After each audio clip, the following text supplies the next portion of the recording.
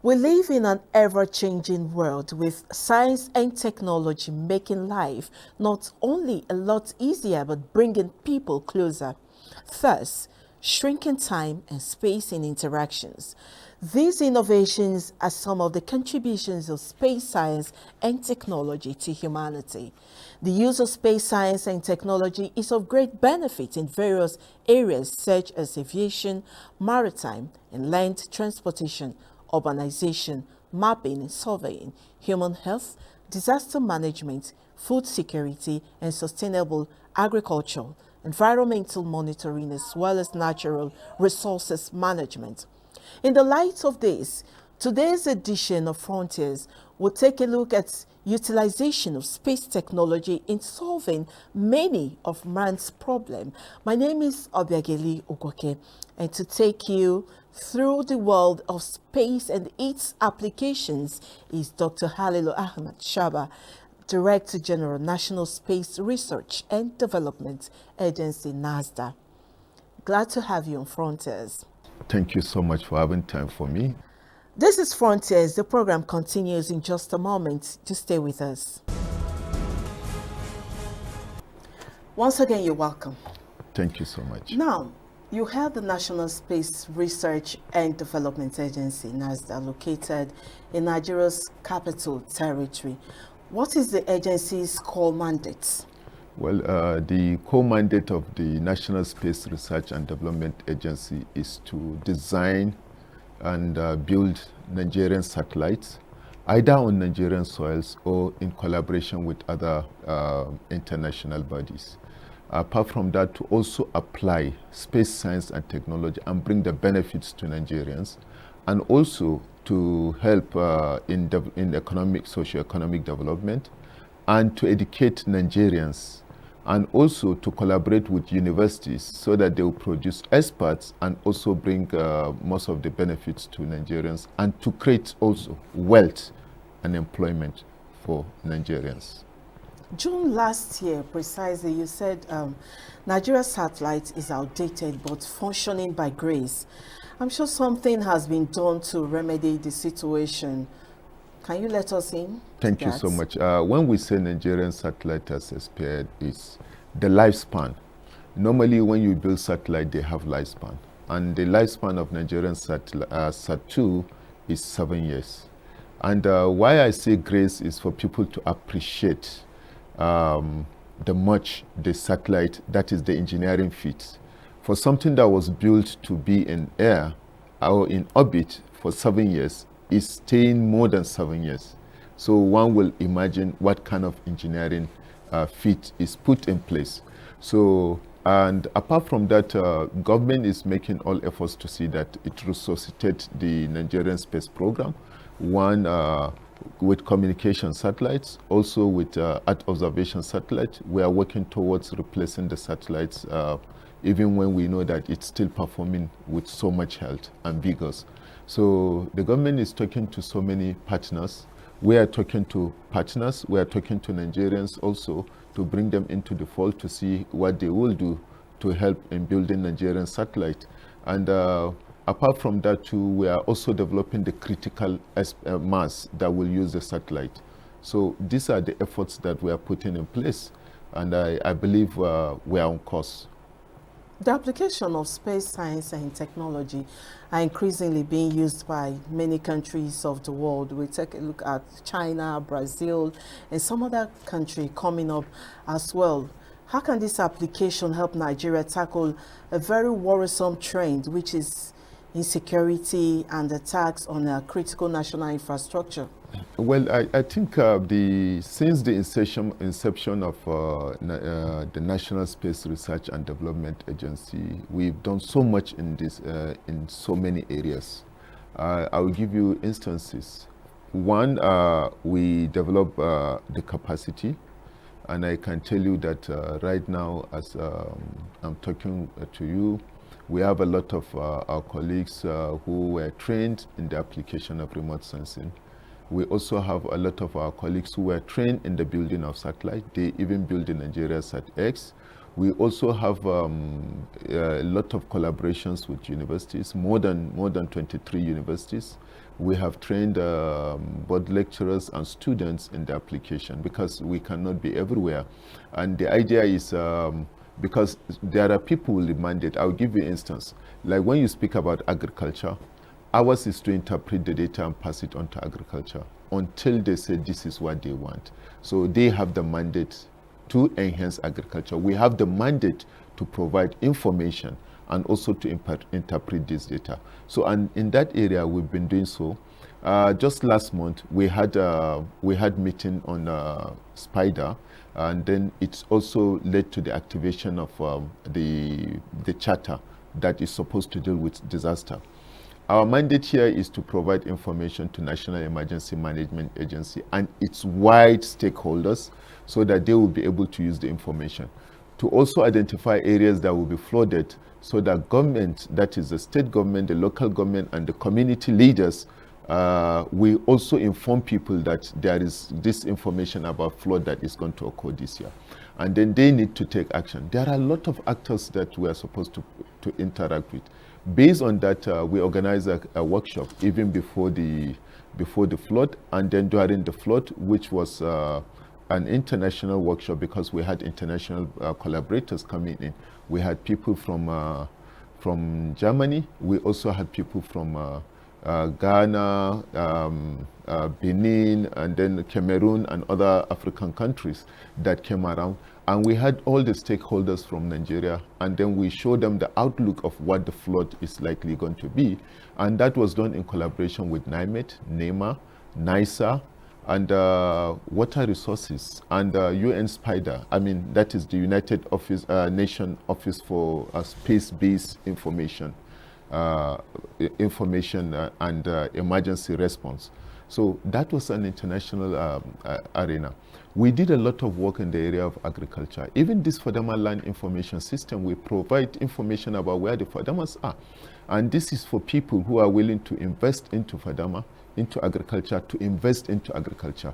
And then that is for Agri to liaise with them, to also bring out a program through which people are going to partake in it.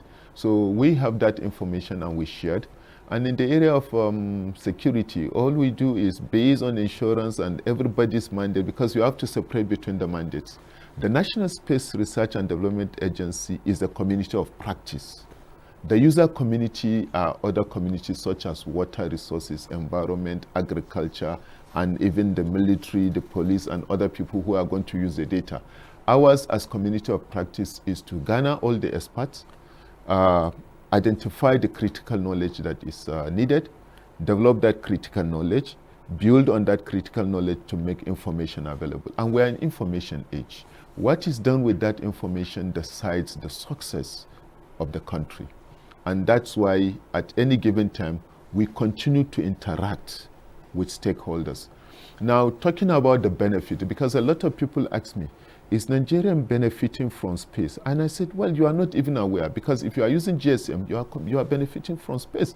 If you are using the internet, you are benefiting from space. For most of you that are in media, the big question you ask yourself, for those who practice in the olden days, you see that you spend all your time in the newsroom. You spend your time working, but now you can work from anywhere. And COVID has given Nigerians and the whole world. So those are also part of the benefit of space. Yes, if you look at it, I keep telling people that 70% success of fight against COVID was based on space. Because if you don't have knowledge, you don't know who you are fighting against. And because space exists, you get information, there is knowledge sharing, people work from work. It reduced the economic loss because you can work from anywhere. And it has indicated that you don't even have to travel. So it is because space existed. It gave a lot of knowledge, it gave a lot of capacity, and a lot of people are within the framework of the space environment. And they are using it even when they are not aware that this is a space technology that we are using. Just as the information you've provided, like you said earlier, that your core mandate is sharing information and analyzing data. It has assisted in the fight against COVID-19. To what extent can we say it has also assisted in tackling the insecurity in Nigeria? Well, the fact is, the people are more alarmed about the insecurity because information is everywhere. That is one. And then people are also aware because there are situations that you either nib it in the bud by not even passing that route. We have been working with a lot various security outfits, and basically nobody will tell you this is what we do. Mine is just to say I can provide data, but not to visit the scenario. That is one.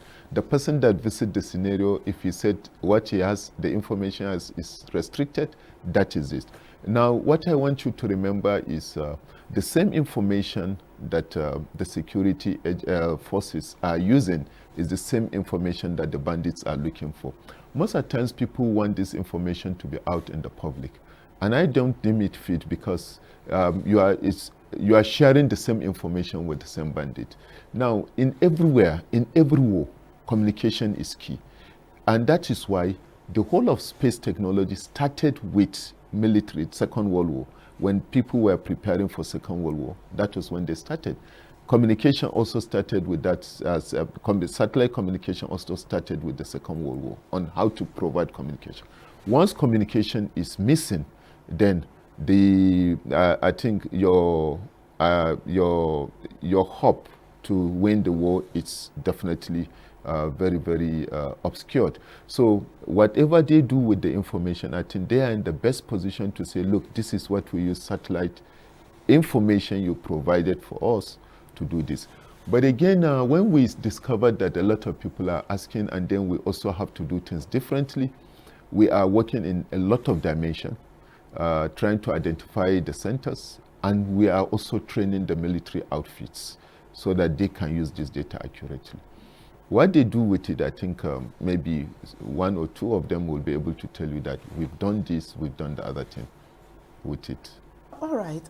Now, last year, President Muhammadu Buhari launched the cybersecurity policy and strategy. And as it is now, there is a drive for its implementation and mainstreaming across sectors. In what ways can your agency come in? Well, I can tell you that the best cybersecurity will be found on satellite. Why? Because at times when you launch satellite, you want it to have the utmost security. Imagine a situation where I have a communication satellite and it's not having a very good security. What that means, whatever communication is there, definitely is passed through, and then anybody can listen to it. And that is key. So the technology or the engineering that is used on satellite is what we call the military-grade satellite, which first key is security, and then the other one is to make sure that at least nobody breaks through it. So we develop our capacity and retain it within the space arena. But there are a lot of people who are working in the area of security, like the issue of bank. You imagine a situation where the bank is not having a good security. You can imagine what will happen.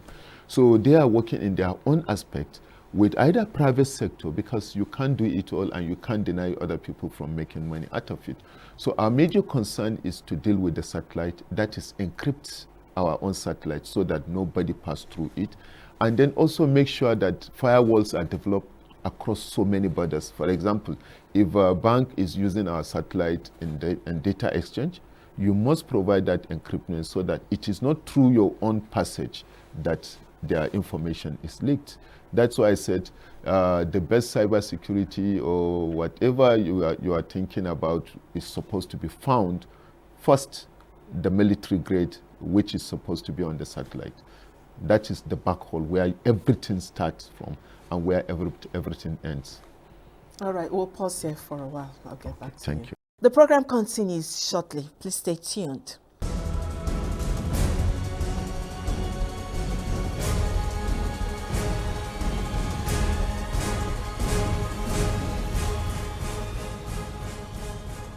Glad to know you're still there. right, Dr. Shaba, the agency's mission is to pursue attainment of space capacities and enhance the quality of lives. What are some projects executed by NASA in this regard? Okay, I'll give you instances. Like I started mentioning, I said we did Fodama Land Information System. When you look at that Fodama Land Information System, it cut across the whole country. It was a whole global, a whole national project, and that is supposed to identify where agricultural activities will take place. For one, if there is flood and then we are able to map flood, what you are supposed to do is to put over the same information and see which are the Fodamas that are affected. In the area of agriculture, we have demonstrated so much to say that whatever is happening to agriculture, we see it before any other person. So if you are engaging in smart agriculture, there is the need for you to talk to us. We've seen a lot of crises here, and we've generated a lot of information. And I give you an example. What is the example? A lot of people see farmers had this crisis. You want to know what it was. It is only when you have something that looks like a picture that you are able to tell the history of a man, how he grew, what he did, and then how he has changed. Now, you have a lot of these changes. And with this, you can even predict some future humanitarian crises that are likely going to take place, because most crises are resource crises. So we have a resource satellite that is supposed to map resources, that has mapped some of the resources. We've done a lot of work in the area of water resources. We've done so much work in the area of agriculture. We've done in the area of environment. Even in the area of mining sectors, we've done so much work. But most of this work are kind of demonstration to say that this is doable and these are the results. So now the people with the core mandate now look at it and say, this is the project we want to have. Because if you develop anything and they are not using it, it's one thing. But when you say, for example, Fodama Land Information, there is over 15 years that we've done that work. Until last year, that Minister of Agri came and said, look, we learned you did Fodama Land Information System. Can we share the data? Now, 15 years, the data is outdated. You need to update the data so that you can see what it is. So it's enough for you to say that, can this country fit the whole, can Nigeria fit itself? Based on that information. And in the area of, for example, insurgency, when there was insurgency, not mandatory because there are a lot of kind of mixture, we were able to follow it and map where are the attacks and what is the trend. It is this trend that tells you that, look, this place is vulnerable. In the area of disaster management too, we did so much, because for all the satellites we built, we made them part of disaster monitoring constellations. We built our satellites in constellation because our satellite is within the visible range. When there is cloud, you don't see the ground, you don't see what is on the earth, but there could be some because it comes over every 3 days. So when disasters happen, we can tax any of the satellites from any other country that is in constellation and make the data available. That is when our satellite pass over Nigeria, because the satellites spend less than 10 minutes in Nigeria every 3 days. So there could be Algerian satellites passing over Nigeria after the disaster. So we provide that real-time information. And you know, Nigeria has activated disaster charter for more than 8 times, even in 2012. Even last month, they activated it. And one of my colleagues is the project manager to provide the information about where was flooded, who was affected, to the National Emergency Management Agency. NASA signed a pact with an indigenous firm, and this is aimed at exploring various opportunities in the sector. Can you let us into some of these projects of the partnership? Okay, we signed a lot of projects. One, we signed with Profos. Profos is developing military technology and working with the military to provide hardware. And they have done so well by even providing some hardwares and some vehicles to Rwanda and other countries. And one can see that they were able to do that. Now, what are we looking at? What are the soft and the hard engineering that needed to be on these platforms? And then how are they going to come into space technology? Because there is artificial intelligence that is supposed to provide you information as you are going anywhere. Now, when you are going on a campaign or any terrain or any war, you need information about what is in front of you. So that artificial intelligence is an aspect which we felt that they should be looking at so that it can be embedded into the technology they are developing for security outfit. These people, the Provost has supplied a lot of military vehicles even beyond African country. So they can add that to it, which is Nigerian solution to whatever you can imagine. Then again, we entered into MOU because instead of bringing all the international communities saying you are signing an MOU, we entered into MOU with REN, that is Robotic and Artificial Intelligence Outfit, because they are into drones. They try to look at what carbon can do. And then we also know we have something that looks like that. So we even have a laboratory that designs and builds drones. And then we also have critical mass, that is the youths that are coming up. Instead of every time going abroad to train, we intend to have training, look into the curriculum, pass it to the Ministry of Education, and also find a way that the youths are going to be taught a lot of ethics on how to grow, the critical thinking, because it shouldn't be problem identification, no, but identifying what you need to assemble to solve problems. So that is it. Because what part of our mandate is to educate Nigerians in either space or in science and technology. And that is why we also try to establish the STI television so that most of these things will come to fore and you catch them now.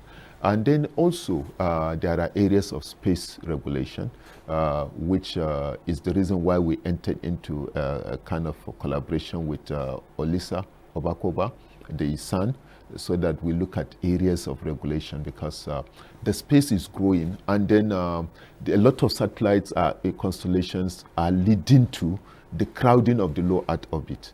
And there will be a lot of legal issues in the near future, because when you overload space, I mean, that is the orbit, the lower Earth orbit, and you have a lot of satellite there will be legal issues, because there will be collusion, there will be pollution, there will be also a kind of lot of litigations, who did what, and then who should compensate what.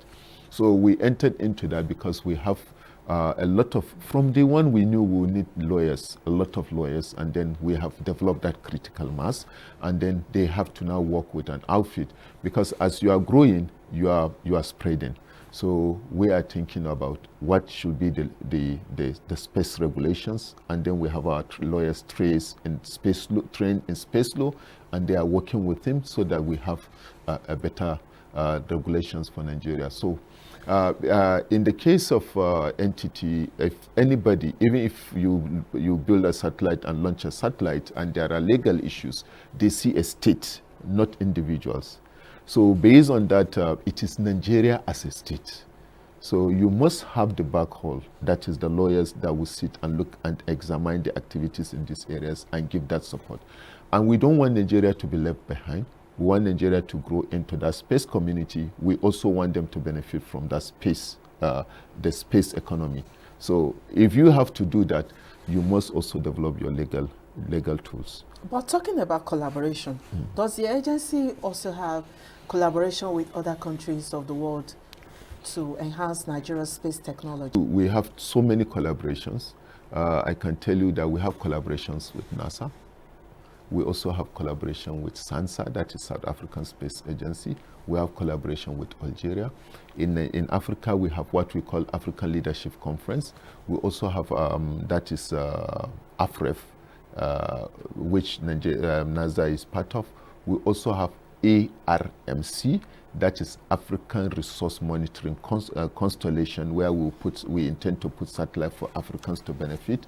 We also have GMES for Africa, that is the mapping of resources for Africa. We also interlace with ECOWAS, with African Union, and all these are within Africa.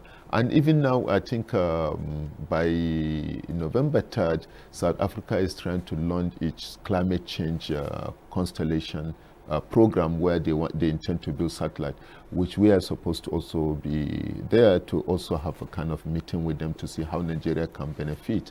Because if they are already launching climate satellite or working in that area, and Nigeria can work in land resources area or marine area, all we need to do is to see that African data or information is knit together and people are using it. So this information should be available. We also have this platform that is a Grid 3 platform, which we did with Bill and Melinda Gates, and which the Federal Ministry of Finance has taken up because of the value it has, where you have all the critical information for Nigerians. So you have a kind of broad information. Now what you need to do is to zero into particulars, that is particular information or specifics. So you already have what it takes. I can get this in this place. So now you narrow it to where particularly is it cited. But it has reduced it. You don't go spending time looking across the country, but particular area. So the Grid 3 is on the web and the information is free, and that is because of the relationship we have. We have a lot of other relationship. Even some years back, we had this relationship with Bill and Melinda Gates, where we tried to demonstrate what drones and satellite information can do to agriculture, to monitor agriculture from space, which is supposed to lead to smart agriculture. All right, thank you very much, Yes. Dr. Halila Ahmed Shaba. We most appreciate you for Thank you. sharing your thoughts and your responses. We thank you also for giving us more insights on Nigeria's space technology and the progress attained so far. Thank you so much. We have been taking a look at world of space and its applications for the benefit of humanity. Our guest was Dr. Halila Ahmed Shaba, the Director General of National Space Research and Development Agency, NASDA. Thanks for your time. I am Obiageli Goke.